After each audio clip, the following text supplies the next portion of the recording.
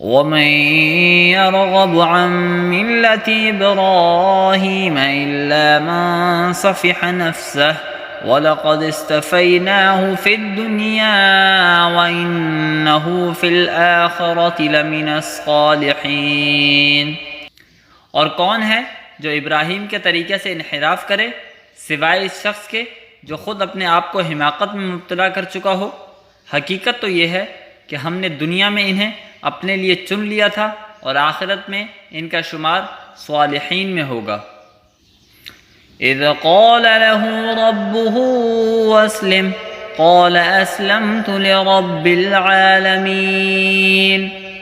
جب ان کے پروردگار نے ان سے کہا کہ سر تسلیم خم کر دو تو وہ فوراً بولے میں نے رب العالمین کے ہر حکم کے آگے سر جھکا دیا۔ وَوَصَّى بِهَا إِبْرَاهِيمُ بَنِيهِ وَيَعْقُوبُ يَا بَنِيَّ إِنَّ اللَّهَ اصْطَفَى لَكُمُ الدِّينَ فَلَا تَمُوتُنَّ إِلَّا وَأَنْتُمْ مُسْلِمُونَ۔ اور اسی بات کی ابراہیم نے اپنے بیٹوں کو وصیت کی اور یعقوب نے بھی اپنے بیٹوں کو کہ اے میرے بیٹو، اللہ نے یہ دین تمہارے لیے منتخب فرما لیا ہے، لہٰذا تمہیں موت بھی آئے تو اس حالت میں آئے کہ تم مسلم ہو۔